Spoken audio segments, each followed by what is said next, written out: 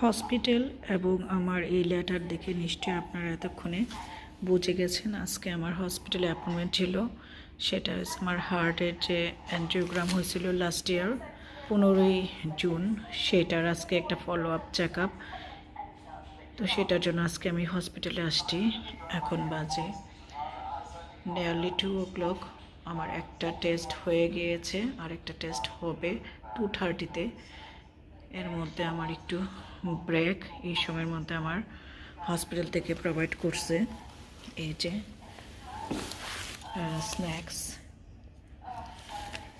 Chips and cheese and onion, আর এটা একটা কুকিজ আর পানি আমার সঙ্গেই ছিল। তো আমি একটা টেস্ট শেষ করলাম। এই টেস্টটা আমার হার্ট রিলেটেড। আমি জানি না বাংলাদেশে এগুলো করা হয় কি না। আমাকে যে স্ট্যান্ড পড়াইছিল সেটা আর কি আপডেট এটা দেখবে, আর ইন বিটুইন আমার কিছু টুকটাক প্রবলেম হচ্ছে, সেই সব কিছু নিয়ে আজকের অ্যাপয়েন্টমেন্ট। তো যেটা করছে এই যে দেখেন হাতের মধ্যে ক্যানোলা পড়াইছে। ক্যানোলা পরে একটা ড্রাগ দেওয়া হয়েছিল, সেই ড্রাগটা একদম বুকে হার্টের ব্যথা। আমি জানি না কার কেমন হার্টের ব্যথা হয়, যেহেতু আলহামদুলিল্লাহ আমার হার্টে কোনো পেইন হয় না স্টিল নাও। তো হার্টের যে পেইন সেইটা কীরকম হয় সেটা আমি জানি না। আল্লাহ যেন সেই ফিলটা আমাকে কখনো না করায়। সেই হার্টের যে পেইন, সেই পেইনটা ওরা আমাকে এই ক্যানোলার মাধ্যমে হাতে দিয়ে উঠাইছে, আর সাথে বেডের মধ্যে শুয়ে একটা পা একবার ব্যান্ড করে ব্যান্ড করা, আবার এটাকে রেগুলার নিয়মে পাটাকে রাখা, এরকম করে দুইটা পাকেই আমার একবার ব্যান্ড করতে হয়েছে, একবার স্ট্রেট করতে হয়েছে স্লো স্লো করে। বাট এতে আমার মনে হয়েছে কি আমি মনে হয় অনেক এক্সারসাইজ করতেছি, অনেক ক্লান্ত, অনেক টায়ার্ড, আর এর মধ্যে বুকে প্রচণ্ড ব্যথা। আল্লাহ জানে যারা হার্টের পেইন হয় কি কষ্ট না পায়। আল্লাহ আমাকে মাফ করুক, যাদের হয় তাদেরকে আল্লাহ মাফ করুক। মানে এত পেইন বুকের মধ্যে। এটা ওরা আমাকে এই যে হাতে ক্যানোলা এটা দিয়ে আমাকে ড্রাগ দিয়ে সেটা উঠাইছে। এটা জানি না কেন এটা করানোর মানে 1.5 ঘন্টা পরে, 1 ঘন্টা 30 মিনিট পরে আমার আরেকটা টেস্ট, সেটা আমাকে স্ক্যান করবে আমাকে যে স্ট্যান্ড পড়াইছে সেটা ঠিক আছে কি না, তারপরে আর কোনো প্রবলেম আছে কি না, কোনো ব্লকেজ আছে কি না, আরও বিস্তারিত যা যা ডিটেলস দেখার সেটা ওরা দেখবে। তো সবাই আমার জন্য দোয়া করবেন। তো আমি ডক্টরকে এখন জিজ্ঞেস করছিলাম, যদিও এখানকার সিস্টেম ওরা সব কিছু বলে দেয়, কার কি আপনি পেশেন্ট, আপনি নার্ভাস হবেন না, ঘাবড়ায় যাবেন সেটা ওরা করে না। এটা একটা ভালো, সব কিছু বলে দেয়। চিপসটা খুলে নিলাম। এগুলো আমার এই 2:30টার মধ্যে, মানে 2:30-এর মধ্যে এটা শেষ করতে হবে। 2:30-এ আরেকটা টেস্ট শুরু হবে। তো ওরা বলে দেয় কারণে যেন আপনি মানসিকভাবে প্রিপেয়ার থাকেন, না নার্ভাস হন। আমরা তো বাংলাদেশে এগুলো বলে না। তো আমি ডক্টরকে জিজ্ঞেস করছিলাম যখন আমার এটা এত পেন কেন হচ্ছে, আমার তো মনে হয় যেন আমার হার্টে প্রচণ্ড বুকে ব্যথা হচ্ছে। তো বললো যে এটা দেখার জন্যই করা হচ্ছে, ড্রাগের কারণে এটা হচ্ছে। এটা ওরা আমাকে উঠাইছে এই পেনটা ড্রাগ দিয়ে। তো উনি বললো যে না, সব স্ক্যানের রিপোর্ট জানি না কি আসবে স্ক্যান না করা পর্যন্ত, তোমার যে ইসিজি আর এই যে এটাতে এভরিথিং ওকে আছে এখন পর্যন্ত। ওইটার পর্যন্ত বলতে পারি না। তো ঠিক আছে, এটা করলাম, বাট আমাকে অনেক ক্লান্ত লাগতেছিল। ওই ব্যথা আবার ওইটা আবার চলে গেছে। এটা একটা টাইম আছে, ওই টাইমের পরে চলে যাবে ব্যথাটা। 15 মিনিট আমার ওই রকম ব্যথা ছিল না, 15 মিনিটের কম ছিল ব্যথাটা, বাট 15 মিনিট আমার ওই প্রসিডিউরটা ছিল। আর এই প্রসিডিউরে নিয়ে যাওয়ার আগে ওরা আমাকে ইনহেলার ইউজ করাইছে। এটা আমার 8 তারিখে ছিল, সেটা ইনহেলার ইউজ না করার কারণে এটা চেঞ্জ করে ওরা আমাকে আবার 18 তারিখ, আজকে হচ্ছে মের 18 তারিখ, আজকে দুপুর 1:10-এ ছিল। তো এখন আমি এটা খেয়ে আমি একটু ওয়াক করব। ওই চাচারও হয়েছে এটা, আরও পেশেন্ট ছিল, ওরা চলে গেছে। আমি এখন এটা করে হাঁটবো, হাঁটতে বলছে হাঁটবো। এখান থেকে কফি শপ, তারপর কফি শপ থেকে এখানে। তো ঠিক আছে, এটা একটু শেয়ার করলাম। আর আমার সব কিছু যেন ঠিক থাকে, সবাই আমার জন্য একটু দোয়া করবেন। এখন ক্যামেরাটা অফ করে আমি খাওয়াটা শেষ করে, এখন অলরেডি আমি আমার সব কিছু শেষ করলাম, মানে যে স্ন্যাক্সটা দিচ্ছে এটা খাওয়া শেষ করে এখন আমি যে বলছে ওয়াক করার জন্য, ওয়াকের জন্য যাচ্ছি। এখান থেকে বের হয়ে একদম কফি বার মানে কফি শপ আছে এই পর্যন্ত যেতে বলছে হাঁটার জন্য। ওইদিকে হচ্ছে এনএসএস এর ইউনিভার্সিটি। তো আমি কফি বারে যেতে হলে আপস্টেয়ার যেতে হবে। তো এখন আমি একটু কফি বারের দিকে যেতে বলছে, মানে এখান থেকে। আর এইটা আন্ডারগ্রাউন্ডে আমার যে টেস্টটা হয়েছে সেটা আমি দেখাবো কিসের টেস্ট। তো এখন আমি লিফটের কাছে যাই।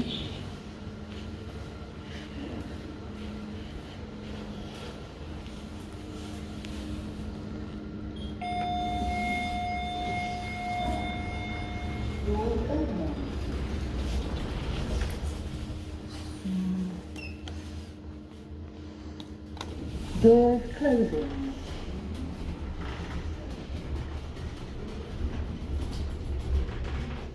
তো এখন বের হইলাম। আর এখন যেটা আবার হবে 2:30টায় 2:30-তে, সেটা আমাকে যে স্ক্যানটা করবে সেটা একটা মেশিনের মধ্যে ঢুকিয়ে করবে, সেটা আমাকে ওরা বলে দিচ্ছে। মেশিনের মধ্যে ঢুকিয়ে করবে, সেটা হাফ অ্যান আওয়ারেরও বেশি সময় লাগবে ওইটা করতে। তো এখন আমাকে বলছে অল্প একটু হাঁটতে, হাঁটাটা নাকি মাস্ট। তো আমি হাঁটতে নাকি হবে। এই যে হাঁটাটা, এই ওয়াকটা নাকি মাস্ট আমাকে করতে হবে। প্রচুর ফ্লুইড খাইতে হবে আর ওয়াক করতে হবে। আমি একটু ফ্যামিলি মেম্বারের সাথেও কন্ট্যাক্ট করব, বাসায় একটু ফোন দেব, কারণ এটা অনেক বড় একটা টেস্ট। ফ্যামিলির কেউ অ্যালাউ না, তাই ওরা কেউ আমার সাথে থাকতে পারে নাই। আমি বলে দিয়েছি তুমি বাসায় চলে যাও। ওরা বাসায় চলে গেছে। এই যে কস্তা কফি বার পর্যন্ত হেঁটে আসতে বলছে। তো এই পর্যন্ত আসছি। এখানে 2টা রাউন্ড দিতে বলছে। যেহেতু এখানে আসছি, এখান থেকে বের হয়ে এখন বাসায় একটা ফোন দিব। তো ঠিক আছে, সবাই আবারও বলছে আমার জন্য দোয়া করেন। পরবর্তী আপডেট জানি না আমি জানাতে পারবো কি না, কারণ ওইটা করার পর আমার কী অবস্থা হবে সেটা জানি না। তো এখন ক্যামেরাটা অফ করছি, সবাই আমার জন্য দোয়া করেন। যে এই মেশিনের ভিতরে এখন আমাকে করবে, স্ক্যান করবে। এই সেই মেশিন নিলে আমার এখন সব কিছু ডান হয়েছে, আলহামদুলিল্লাহ। ওরা বলতেছে আবারও ডাকতে পারে, সেকেন্ড যে স্ক্যানটা হয়েছে সেটার জন্য আবারও ডাকতে পারে। এই যে আমার যে টেস্টটা হয়েছে সেটা হচ্ছে এটা। আমি অনেকটা হাঁপায়ে গেছি। ক্যানোলা খুলে নিচ্ছে, এই যে ক্যানোলা খুলে তারপরে দিয়ে দিছে, ব্যান্ডেজ করে দিয়েছে। বাসায় যাব আর হোপফুলি আর না ডাকুক। প্রথমটা তো খুব পেইনফুল ছিল এটা প্রসিডিউরটা। সেকেন্ড প্রসিডিউরটা একটা মেশিনের ভিতরে ঢুকিয়ে ওরা আমাকে স্ক্যান করছে সেটা। আর কোন মেশিনের ভিতরে ঢোকায় আমাকে করছে সেটা আমার লেটারের সঙ্গে একটা লিফলেট দিয়েছিল। আর আমি এগুলো শেয়ার করার অর্থ এটাই, উন্নত দেশ, উন্নত ট্রিটমেন্ট, সব কিছুই ভালো। আল্লাহ যেমন তার বান্দাকে কোনো প্রবলেম দেয়, আবার সেটার সলিউশনও আল্লাহ বের করে দেয়। আল্লাহর কাছে এর জন্য শুকরিয়া।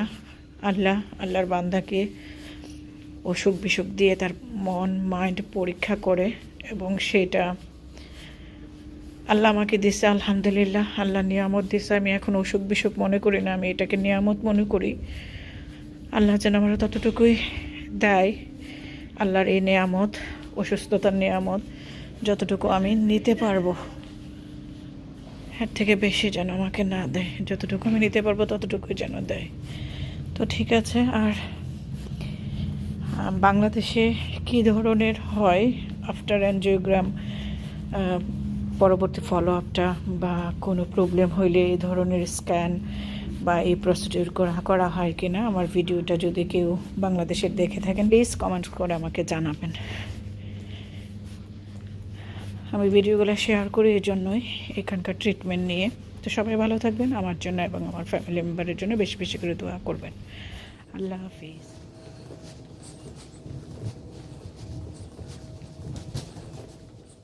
যেই টেস্টটা আমি করে আসছি 18 মে ফ্রাইডে লাস্ট উইকে, তো সেই টেস্টের নাম হচ্ছে NMMPS TF রেস্ট, এই টেস্টের নাম।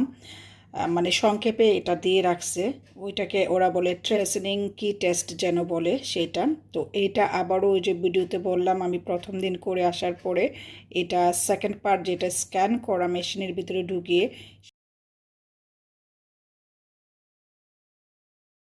সেটা আবার তারা মোস্ট অফ দ্য পেশেন্টকেই দ্বিতীয়বার করতে হয়। তো আমাকে যে ডক্টর করেছেন এই স্ক্যানটা, ওনাকে আমি জিজ্ঞেস করার পরে যে আমার ক্যানোলাটা খোলার সময়, তখন বলতেছে যে মোস্ট অফ দ্য পেশেন্টের এটা দ্বিতীয়বার করতে হয়, তো তোমার করতে হতেও পারে আবার নাও হতে পারে।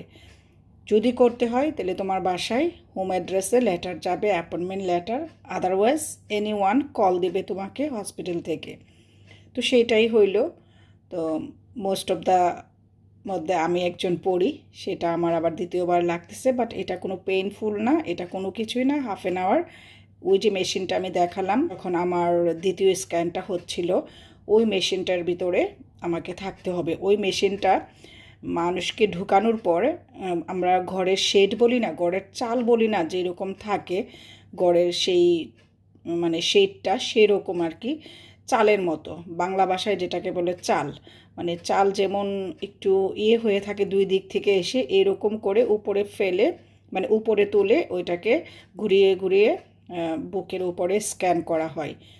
তো সেইটাই আবারও আমার 29 মেতে সকাল 9টায় আমার এই অ্যাপয়েন্টমেন্টটা আছে, দ্বিতীয় পার্ট যেটা মানে সেকেন্ড স্ক্যান যেটা সেটা।